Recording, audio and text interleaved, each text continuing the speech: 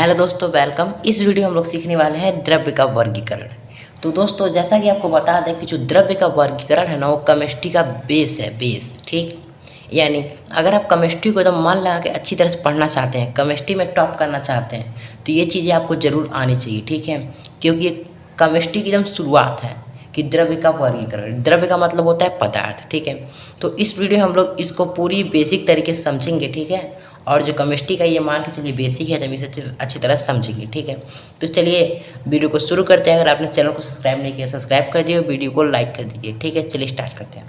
तो देखिए, द्रव्य को हम लोग कहते हैं पदार्थ। ठीक है, द्रव्य का वर्गीकरण, यानी हम लोग द्रव्य को क्या कहते हैं, पदार्थ भी कहते हैं। तो देखिए, हमारे मन में प्रश्न ये उठता है कि पदार्थ किसे कहते हैं। तो देखिए, वे सभी वस्तुएं जो स्थान घेरती हैं और जिनका द्रव्यमान होता है, वे पदार्थ कहलाती हैं। जैसे मान लीजिए, जो पेन है, इसका कुछ न कुछ भार तो है। ठीक है, ये स्थान भी घेरती है। अगर हम यहाँ पे रख देंगे कि शुद्ध पदार्थ जो लिखा था वो ढक गया, यानी कि स्थान भी घेर रही, इसका द्रव्यमान भी है, यानी ये पदार्थ है। इस दुनिया में जितनी भी चीज़ें हैं ना, मतलब कि पदार्थ है, ऐसा नहीं है।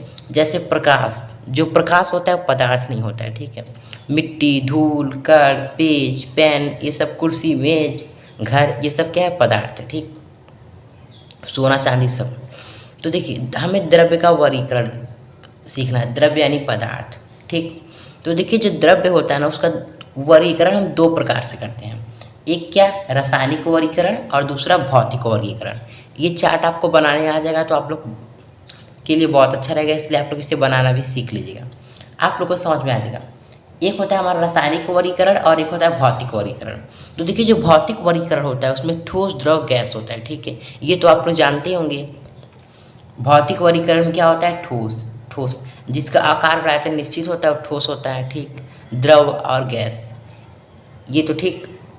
और देखिए, जो रासायनिक वर्गीकरण होता है उसमें आता है मिश्रण और शुद्ध पदार्थ।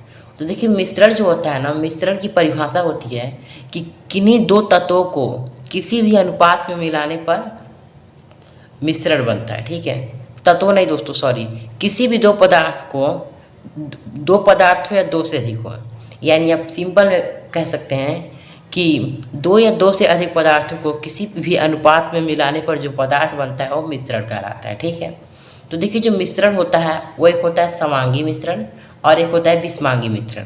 यानी मिश्रण दो प्रकार के होते हैं, एक होते हैं समांगी मिश्रण, एक होते हैं विषमांगी मिश्रण। ठीक, देखिए, जो समांगी मिश्रण होता है ना, इसका परिभाषा होता है कि वह मिश्रण जिसका संगठन समान हो। अब संगठन समान हो, ये कैसे समझेंगे। तो देखिए, अगर आप दाल और चावल को, चाहे मान लीजिए आप अरहर का दाल और मसूर का दाल मिला देते हैं, तो वो हो जाएगा आपका विषमांगी मिश्रण। क्योंकि अगर आप एक अजूरी उठाएंगे तो कोई ज़रूरी थोड़ी है 50 दाना अरहर का दाल आए और 50 दाना, मान लीजिए अरहर या चना कुछ भी हो, मान लीजिए 50 दाना अरहर का है, 50 दाना चना का है, ऐसा तो आएगा नहीं।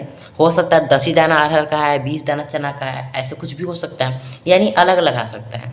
और अगर आप उसी दाल को कुकर में रख करके पका देंगे और पका कर खूब बढ़िया से चला देंगे तो उसका संगठन समान हो जाएगा। ठीक है, यानी जितना अरहर का लाएंगे उतना ही चना का रहेगा। ठीक, अगर वो दाल पका नहीं, अगर आप उसे मिलाए हैं तो विषमांगी मिश्रण होगा, क्योंकि आप उसे आसानी से अलग भी कर लेंगे। ठीक, और अगर आप उसी दाल को पका देते हैं, ठीक है, तो गल जाएगा तो समांगी मिश्रण हो जाता है। ठीक है, तो आप लोग को समांगी और विषमांगी मिश्रण समझ में आया होगा।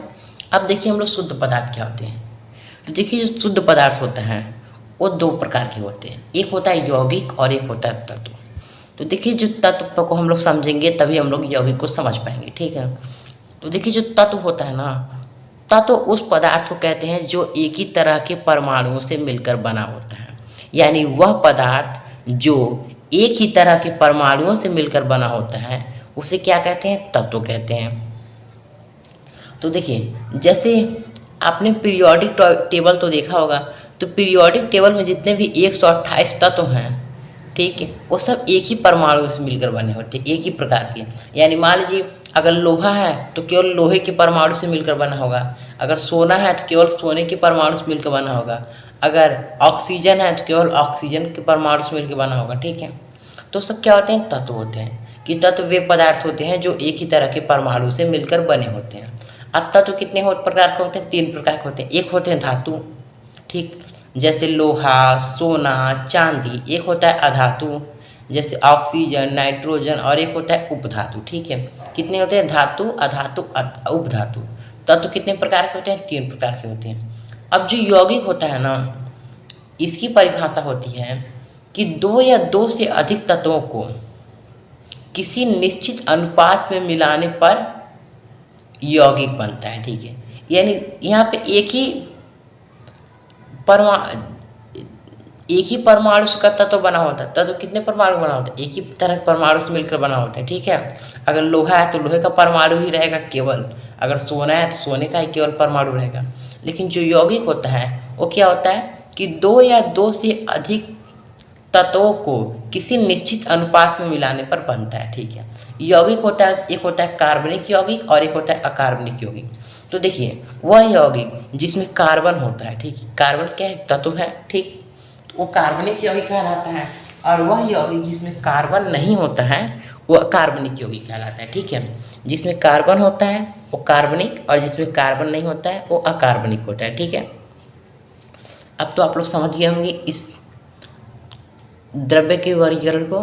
ठीक है, तो देखिए दोस्तों, अगर आप लोग को वीडियो अच्छा लगा चैनल को सब्सक्राइब कर दीजिएगा और वीडियो को लाइक करना मत भूलिएगा। ठीक, और अगर आप लोगों को केमिस्ट्री के ऐसे या फिर अन्य सब्जेक्ट की कोई भी क्लासेस चाहिए तो आप कमेंट बॉक्स में ज़रूर लिखिए। ठीक, चलिए मिलते हैं अगले वीडियो में। जय हिंद।